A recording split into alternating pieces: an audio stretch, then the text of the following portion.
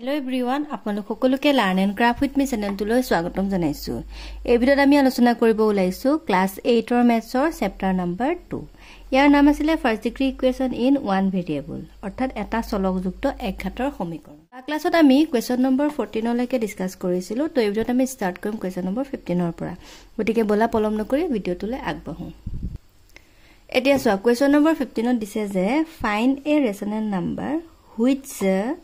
when multiply by 4/3 and then subtract 2/5 from the product gives অর্থাৎ কি কৈছে এটা ৰেচনেল নাম্বাৰস উলিয়াব দিছে। ৰেচনেল নাম্বাৰ মানে কি পৰিমেয় সংখ্যা। এটা পৰিমেয় সংখ্যা উলিয়াব দিছে যাক মাল্টিপ্লাই বাই 4/3 মানে 4/3 ৰে পূৰণ কৰিব আৰু তোমাৰ subtract 2/5 subtract মানে কি বিয়োগ আৰু সেই পূৰণ ফলটোৰ পৰা মানে 2/5 বিয়োগ কৰিব দিছে। ঠিক আছে, আৰু বিয়োগ কৰিলে কিমান পায় বুলি কৈছে -8/15। এটা পৰিমেয় সংখ্যা উলিয়াব দিছে যাক নেকি পূৰণ কৰিব দিছে 4/3 ৰে আৰু সেই পূৰণ ফলৰ পৰা বিয়োগ কৰিব দিছে 2/5, তেতিয়া কি পায় বুলি কৈছে -8/15 পায়। ঠিক আছে, তো পৰিমেয় সংখ্যাটো কিমান হয় আমি উলিয়াব লাগে। ঠিক আছে, এতিয়া আমি কি কৰিম প্ৰথমতে পৰিমেয় সংখ্যাটো ধৰি লওঁ, তাৰপিছত আমি হেমতে কৰিব পাৰিম। এতিয়া চোৱা আমি কি কৰিছো পৰিমেয় সংখ্যাটো x বুলি ধৰি লৈছো। হয়, এতিয়া আমাক কি কৈছিলে সেই x ক তোমাৰ পূৰণ কৰিব দিছিল, মানে পৰিমেয় সংখ্যাটোক পূৰণ কৰিব দিছিল 4/3 ৰে।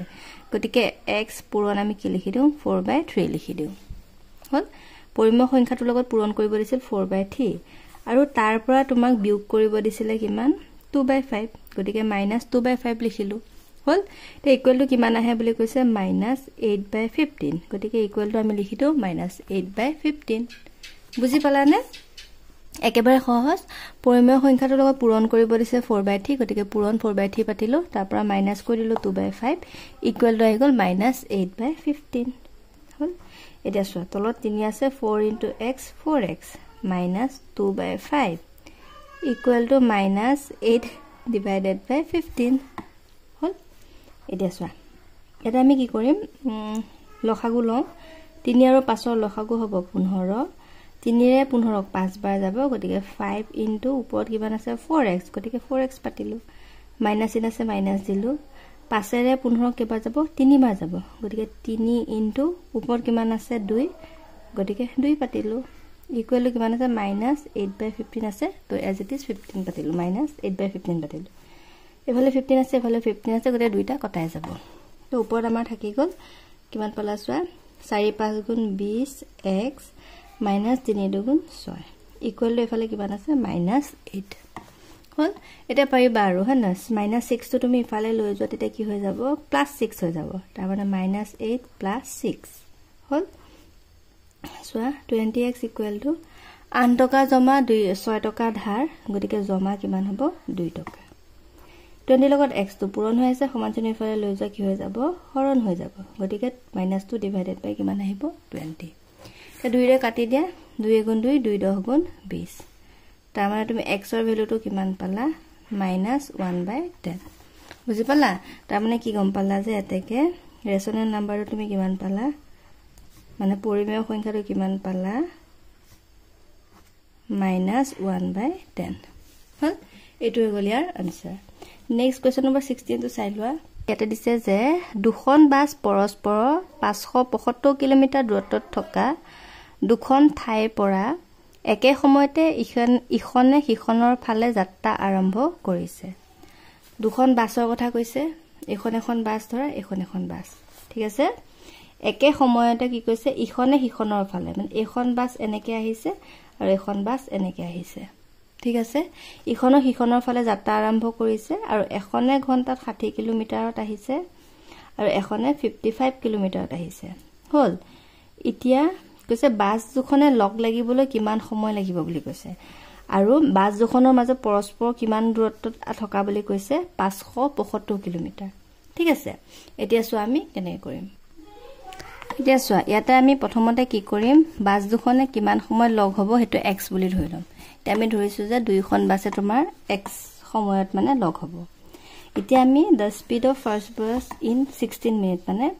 প্ৰথম 1 ঘন্টাত মানে প্ৰথম বাছখনে কিমান কিলোমিটাৰ যায় হেতু উলিয়াইছো। কিমান কিলোমিটাৰ আমাক দিয়া হৈ আছে কিমান 60 কিলোমিটাৰ।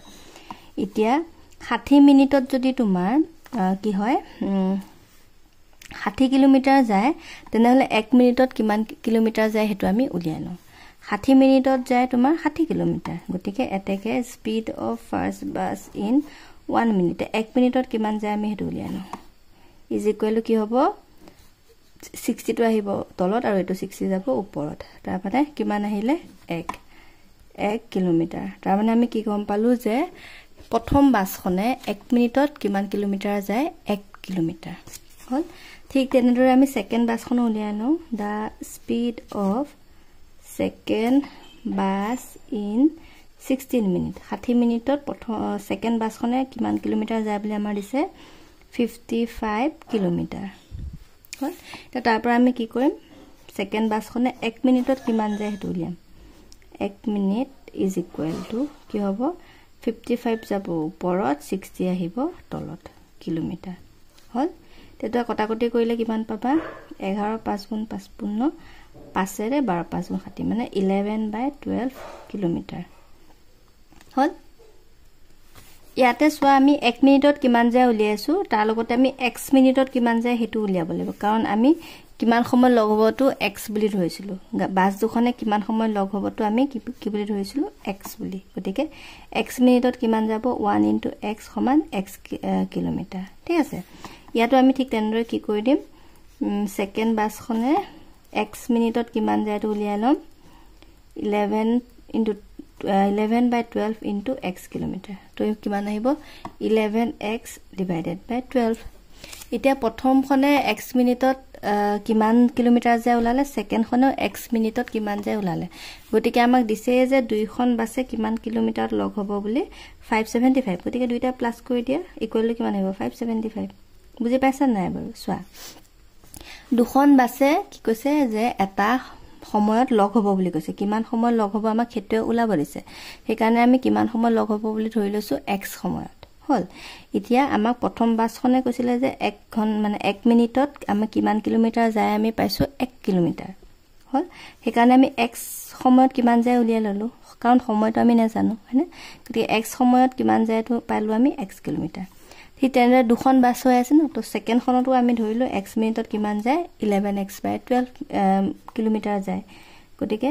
এটো পাতি ললো দুইটা আৰু দুইটাই লগ হ'ব কিমান 575ত গতিকে 575 কিলোমিটাৰ যেটো লগ হ'ব গতিকে লিখা x + 11x / 12 = 575 বুজি পালানে বাৰু এতিয়া লখাগু উলিওৱা x তলত এক এটা আছে বুলি ধৰি লোৱা তো তলত আহিলে 12 x এ 12 ক 12 বাৰ গল 12 * x 12x প্লাস 12 12 এবাৰ গল তো ওপৰত আহিলে 11x ইকুৱেল টু কিমান আহিলে 575 এতিয়া সোৱা তুমি 12 টো ইয়াৰ লগত হৰণ হৈ আছে তাক তুমি সমানচিহ্নৰ ফালে লৈ যায় কি হৈ যাব পূৰণ হৈ যাব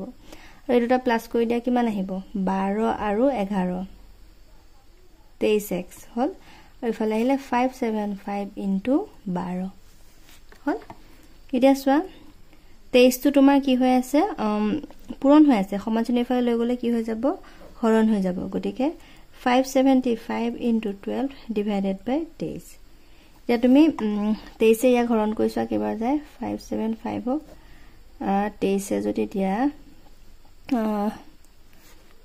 দুবাৰ দিয়া 3 দুগুণ 6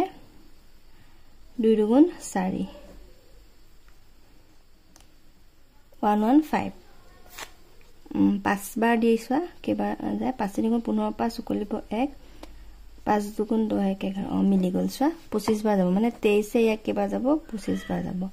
এটা 25 পূৰণ 12 কৰি দিয়া কিমান আহিব 300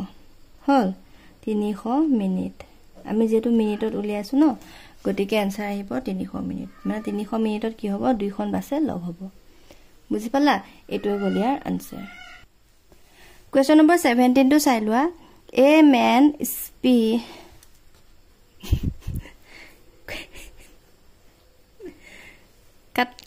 Question number 17 দিছে a man spends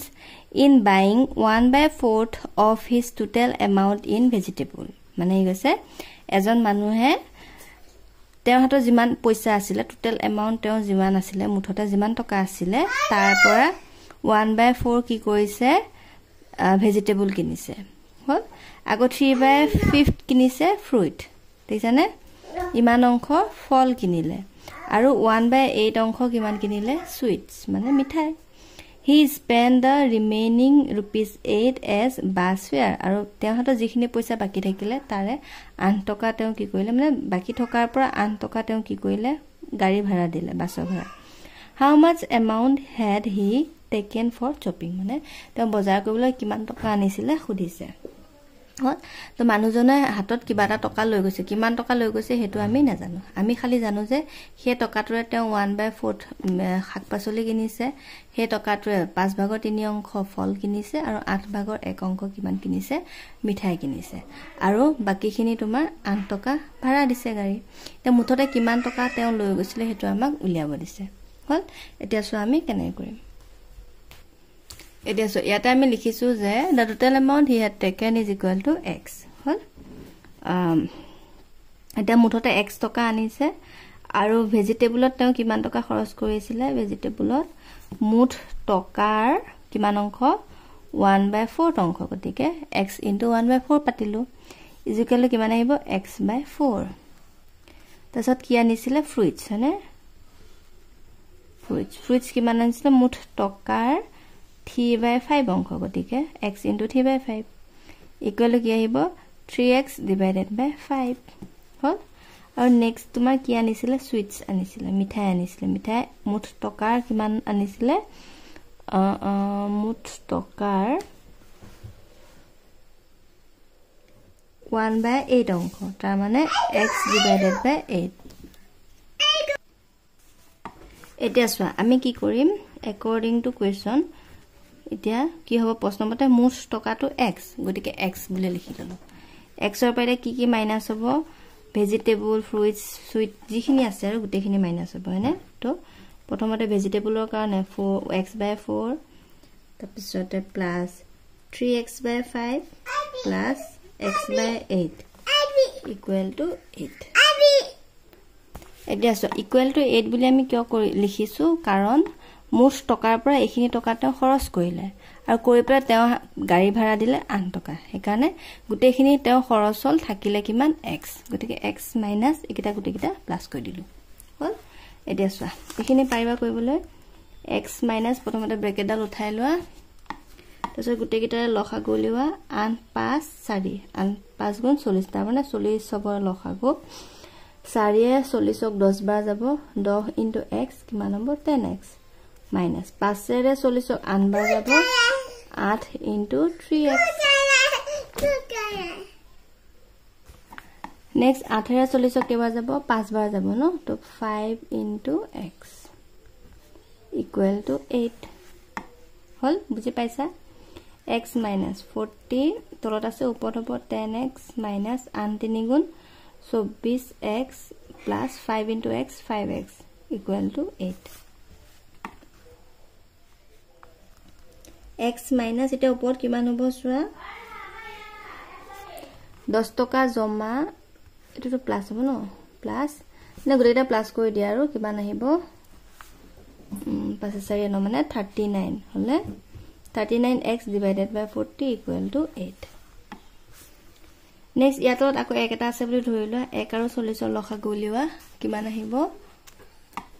40 হ'ব হয়নে 1 रे 40ক 40 বাৰ গল 40 into x 40x minus এটো ওপৰত কিমান আহিব 39x equal to 8 ইয়াবা 40 টকা ধাৰ আৰু 39 টকা 40 টকা জমা 39 টকা ধাৰ গতিকে ওপৰত আহিব x / 40 মানে 1 আৰু 1 ৰ জায়গাত আমি x লিখিছো তো x equal to কিমান আহিব দুইটা এটো হৰণ হৈছে সমান চিহ্ন ইফালে লৈ গলে কি হৈ যাব পূৰণ তাৰ মানে 80 পূৰণ 8 পূৰণ 40 equal to আহিব आंसर गुण 32 মানে 320 টকা বুজি পালানে তে মুঠতে কিমান টকা নিছিলে 320 টকা লৈ গৈছিলে ঠিক আছে নেক্সট কোৱেশ্চন নম্বৰ 18 টো চাই লোৱা a fraction has denominator 4 more than its numerator অৰ্থাৎ কি কৈছে যে এটা ভগ্নাংশত মানে হৰটো লবতকৈ তোমাৰ কিমান বেছি বুলি কৈছে 4 বেছি বুলি কৈছে ডিনোমিনেটৰ 4 more than the numerator numeratorতকে ডিনোমিনেটৰটো 4 বেছি অৰ্থাৎ হৰতকে লব 4 বেছি if 6 is added to the numerator and 6 is subtracted from the denominator, the fraction is 11/3. Find the fraction. একেবাৰে সহজ এটো কৈছে মানে কি কৈছে যে এটা ভগ্নাংশ কথা কৈছে ভগ্নাংশটো হৰ আৰু লব দুটা দিয়া হৈ আছে হল এতিয়া লবটোৰ লগত যদি 6 যোগ কৰে আৰু হৰটোৰ পৰা যদি 6 বিয়োগ কৰে ভগ্নাংশটো কিমান হয় বুলি কৈছে 11/3 হয় গতিকে ভগ্নাংশটো কিমান হ'ব আমাক উলিয়াব দিছে এতিয়া চোৱা নিউমাৰেটৰটো x বুলি ধৰিলো আৰু ডিনোমিনেটৰটো কিমান হ'ব কিমান বেছি বুলি কৈছিলে 4 বেছি গতিকে x + 4 হ'ব বুজি পালানে এতিয়া according to question এতিয়া আমাৰ কি কৈছে ওপৰত থাকিব হৰ তলত লব তলত থাকিব হৰ এতিয়া লব হৈছে x হৰ হৈছে x + 4 এতিয়া কি কৈছিলে আমাৰ কোৱেশ্চনটোত তোমাৰ 6 এড কৰিব দিছে নিউমাৰেটৰৰ লগত 6 এড কৰি দিয়া আৰু ডিনোমিনেটৰৰ লগত 6 বিয়োগ কৰিব দিছে গতিকে -6 কাটি দিয়া ইকুৱেল টু তোমাৰ কিমান আহিব 11/3 গতিকে 11/3 লিখিলো হল এতিয়া চোৱা x + 6 এফালে চোৱা 6 টকা ধাৰ 4 টকা জমা গতিকে ধাৰ 2 টকা ইকুৱেল টু 11/3 তো বৰ্জপূৰণ কৰি দিয়া 3 * x + 6 আৰু এফালে আহিব 11 * x - 2 3 * x 3x plus 3 6 গুণ 18 11 * x 11x minus 11 দুগুণ 22 11x টো তুমি ইফালে লৈ আহা minus 11x হৈ যাব আৰু ইফালে minus 22 আৰু 18 টো প্লাস হৈ আছে সমানচিহ্ন ইফালে লৈ যোৱা minus 18 হৈ যাব হল আমি কি কৰিলো x বিলাক বাও সাইডে আনিলো সংখ্যাবিলাক সো সাইডে আনিলো তো এটা ইফালে কিমান আহিব -8x equal to দুইটা মাইনাস আছে তো মাইনাস ইফালে প্লাস কৰি দিয়া কিমান আহিব 40 মাইনাস মাইনাস কাটা গল x equal to 40 বাই আহিব 8 মানে পূৰণ হৈছে সমাজনে ইফালে লৈ যোৱাৰ কাৰণে হৰণ হ'ল তো x equal to 8 গুণ 40 হয় তেতিয়াকে তোমাৰ ভগ্নাংশটো কি হ'ব এটাকে fraction is equal to আমি ফ্ৰেকশনটো কি পাইছিলো x আৰু হৰটো পাইছিলো x + 4 তো এটো আমাৰ ভগ্নাংশ আছিল না এফালে তোমালকে লিখি লবা দে ফ্ৰেকশনটো কি হ'ব x divided by x + 4 এটো লাইন লিখি লবা তে এটা মান কিটা পাতি দিয়া কিমান আহিব x ৰ জায়গাত আহিব 5 আৰু ইফালে 5 + 4 তাৰ মানে কিমান আহিব 5 4 9 5/9 হল এটোই গল ইয়াৰ আনসাৰ আজিলৈ এই ভিডিওটো চোৱাৰ বহুত বহুত ধন্যবাদ নেক্সট ক্লাছত আমি ইয়াৰ পাছৰ কোৱেশ্চনৰ পৰা ডিসকাস কৰিম and thank you for watching study well